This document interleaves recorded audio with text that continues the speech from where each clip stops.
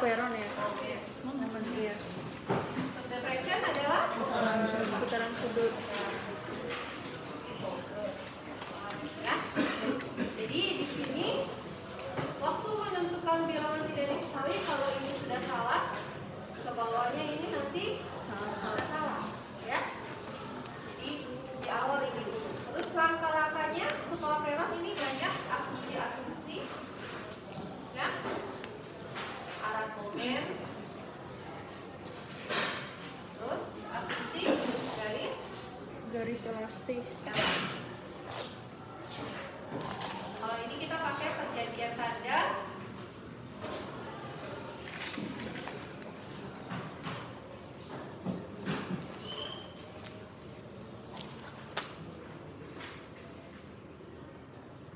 Momen batang counterclockwise itu positif, ya. Jadi ini perbedaannya lagi. Pertama. Oke, poin-poinnya ya yang membedakan ini.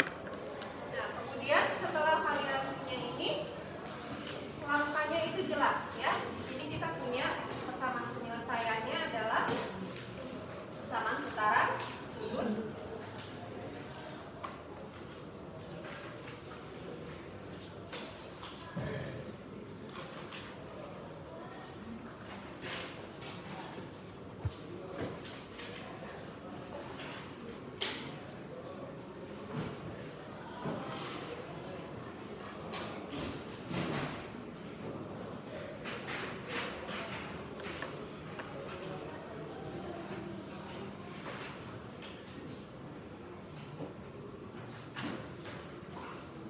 Jadi kalau di subdeflection kebalikannya kita tidak pakai persamaan putaran sudut, tapi kita pakai persamaan setimbangan.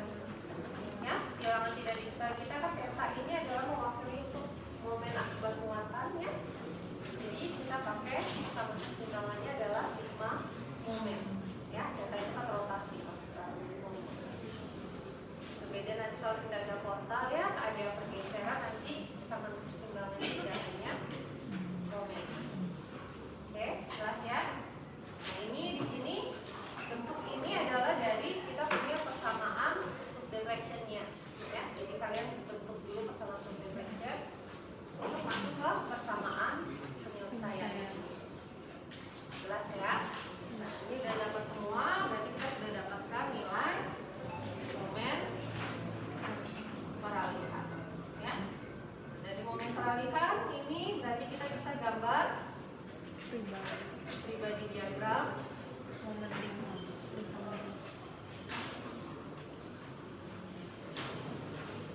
ya.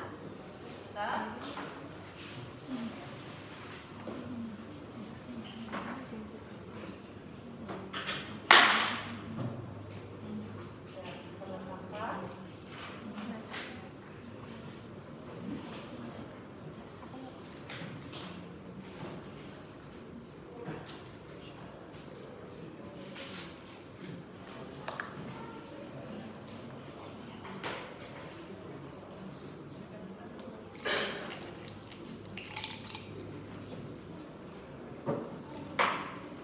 bentuknya hanya seperti ini ya.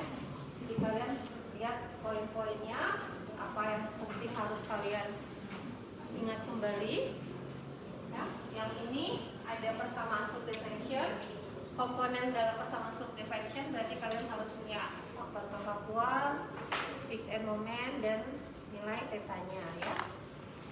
Setelah itu baru kita selesaikan ya. Ini proses matematisnya, nanti kita kalau misalkan bilang tidak diketahuinya banyak, pasti kita perlu nanti substitusi eliminasi ya, seperti itu. Nah, kalau momen distribusi ini tidak perlu matematis yang seperti itu karena dia hanya proses penyetaraan momen ya. Jadi proses matematisnya hanya di penyetaraan momen, itu proses iterasi. Nah, untuk proses iterasi kalian perlu kemarin faktor distribusi dan nilai fixed end moment awalnya. Oke, jelas ya? Ada yang masih belum mengerti dari tahap ini, baik mencari momen peralihan ataupun proses ininya, pribadi dan jumlah momen yang tahu.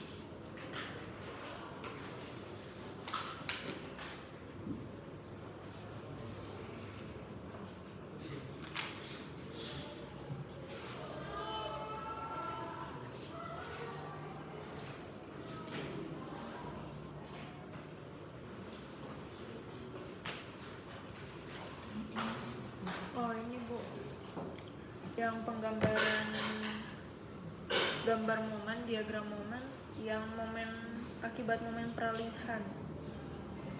Ini ada bukan? Bukan. Ini bukan. Iya kan? Si sama dia kan itu bukan terpusat. Yang saya boleh tunjukin nggak? Kamu gambarin aja. Oh, saya bingung perhitungannya sih Bu. Ya, jauh dari bangsa ini ada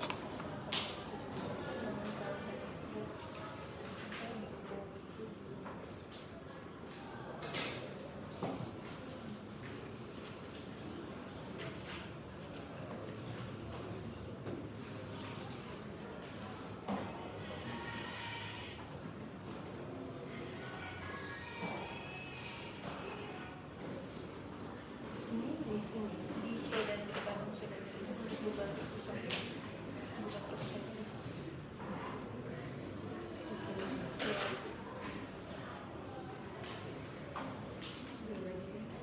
Ini di sini. Sama. Kalau satu aku dulu ini.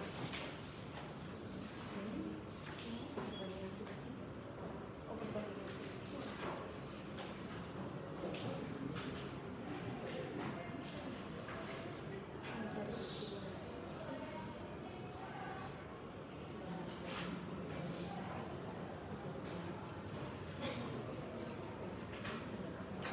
Nah ini yang saya bilang tuh kalau dari yang soal kemarin ini ada dipakai di bahasa soal untuk yang dibebaskan kan di sini kan bisa dikasih masih sama 1,7. Nah pas ini ini tandanya ini anak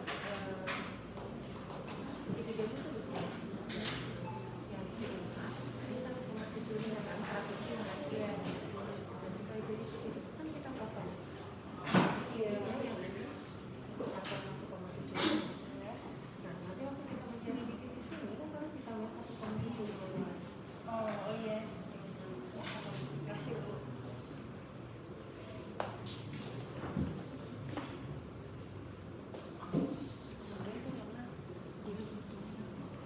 Untuk diagram momen, kalau misalkan kalian ada kesulitan dengan superposisi, kalian boleh dengan persamaan langsung momen saja. Ya, contohnya Dari bentuknya satu masih jalan masih awalnya dulu satu untuk misalkan kalian punya jika di diagramnya ya seperti ini ya, ini member AB ya. Terus di A ini misalkan kalian punya MA, ini ada MB, terus ini kan ada beban bagi rata. Ya. Nah biasanya dengan superposisi kan kalian gambarkan adalah akibat momen ya, Iya. kemudian akibat I-nya. Iya. Kalian gambarkan seperti itu ya.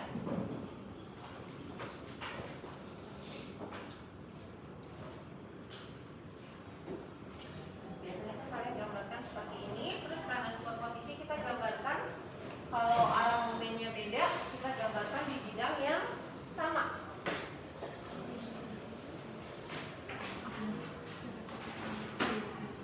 Jadi misalkan ini momennya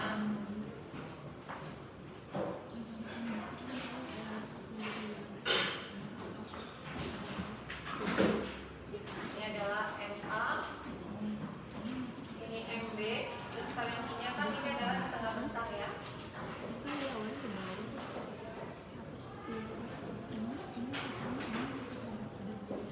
Ya, akibat I. Jadi ini adalah yang akibat I ya.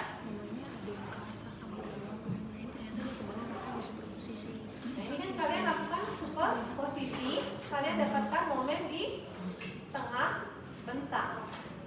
Nah kalau misalkan kalian mau pakai persamaan momen, boleh kalian bikin persamaan fungsi daerah momennya. Nah waktu kemarin kalian kan buat reaksi dari setiap gaya-gaya yang ada bekerja di member ya. Jadi totalnya di sini ada 3 ya. Akibat Q, kemudian ini akibat MA, ini akibat MB ya.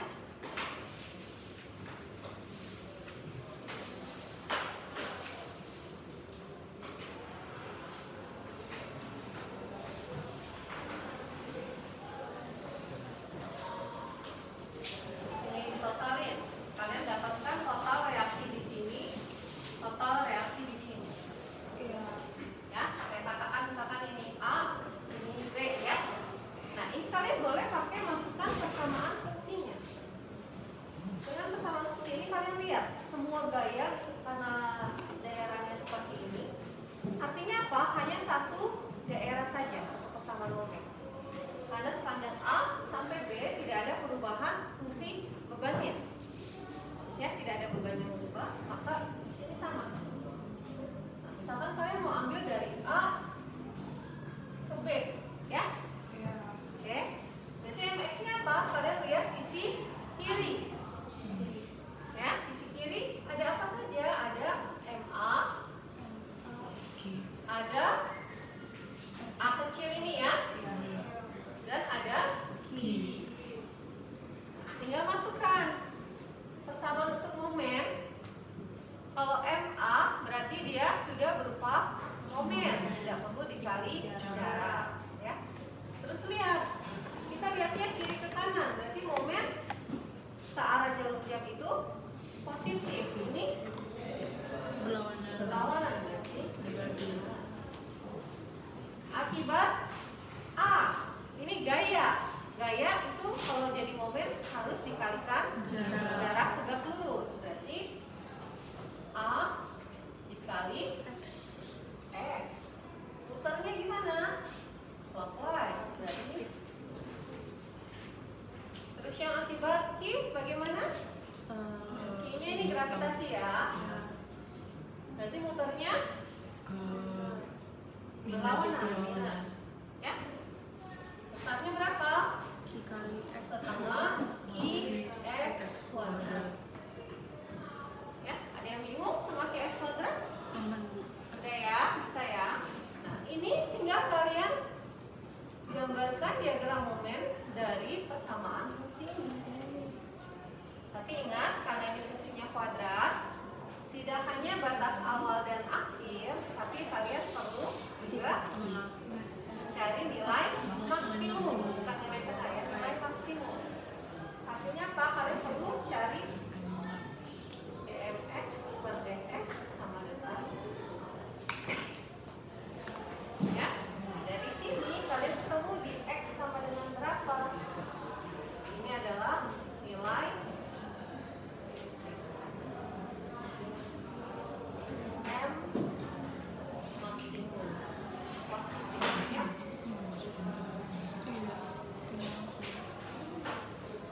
Ya, jadi ini boleh kalau misalkan kalian nggak berposisi, pakai seperti ini, bikin persamaan momen. Tapi ingat, ini satu daerah. Kalau ada beban terpusat, artinya apa? Ada 2 daerah. Ya, jadi kalau beban terpusat, ya, misalkan ini A, ini B ya. Dari A ke B di titik sini, saya katakan misalkan titik Q, R, sini ada beban terpusat. Artinya apa? Dari sini sampai R, dari A sampai R, persamaannya masih sama. Tapi begitu dari R, ada pengaruh beban terpusat ini, jadi berubah. Ya, jadi ada 2 daerah. Kalau ini lebih bersifat banyak matematisnya, kalau saya bilang. Kalau yang superposisi, geometrisnya. Kalian menggambarkannya harus bisa membayangkan.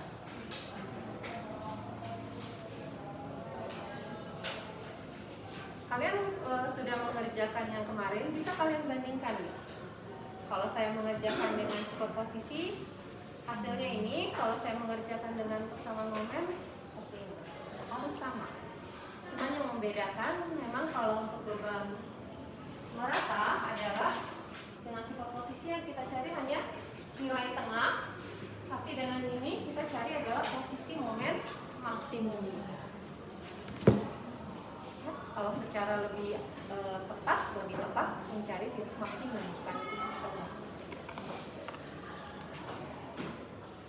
Kenapa diajarkan superposisi? Supaya kalian lebih secara umum tuh lebih bisa melihat, oh kalau beban merata seperti ini loh, udah terpola di mata kalian, oh bentuknya seperti ini kalau beban merata. Jadi begitu kalian dapat soal, kalian bisa tahu, oh ini beban merata, bentuknya seperti ini loh momennya, maksimumnya di tengah bentang, besarnya segini. Itu dengan kalian sering melakukan, pasti kalian bisa hafal, ya, dan membantu kalian untuk di mata kuliah lain seperti itu. Kalau ini kan benar-benar cuma hitungan aja. Kalau yang ini, kalian belajar dari ansur 1 bentuk seperti ini, saya yakin banyak yang masih lupa, ada banyak salah. Persamaan momen.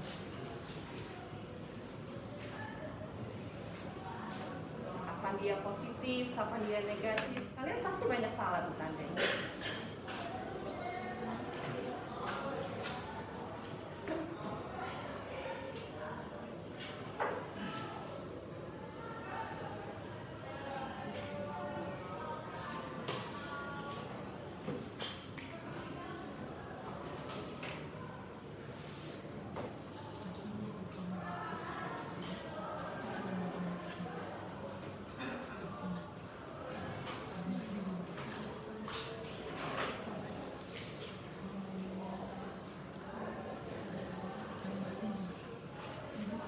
Misalnya momennya kembali kita ke atas, itu berarti gambar momennya gimana? Pasti jauh Momennya ke atas.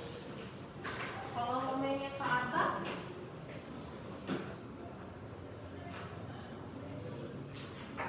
seperti ini ya, Iya. lihat ya. Ini juga arahnya gravitasi ya.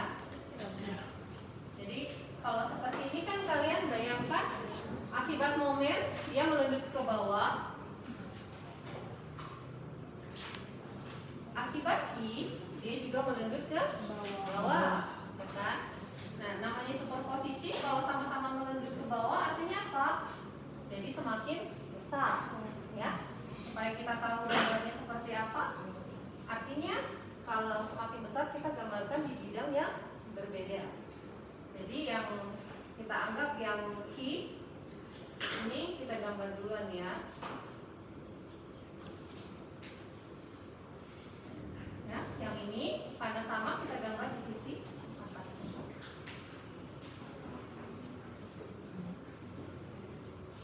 Jadi pada saat di titik A, kalau kalian lihat akumulasinya apa? Akibat MA dia besarnya ya MA. Akibat I dia 0. Jadi MA tambah 0. Ya tetap MA. Ini hasil akhirnya nih. Di B juga sama. Akibat MB dia MB, akibat I dia 0. Jadi MB tambah 0 MB. Nah di tengah bentang ini akibat I kita punya nilai Emax, ini ada nilai yang akibat momennya. Nah ini di jumlah. Jadi pada saat di tengah bentang ini adalah jumlah.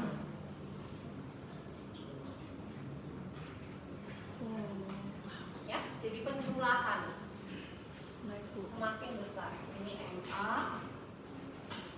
ini MB, ini Max ditambah, saya katakan ini Y ya, ditambah. Oke. Jadi pokoknya kalau superposisi dia sama arahnya kita gambarkan yang berbeda supaya terlihat penjumlahannya. Kalau dia justru berbeda kita gambarkan di arah yang sama supaya terlihat pengurangan. Ya, ini kan pengurangan. Sisanya yang saling tumpang tindihnya kan habis.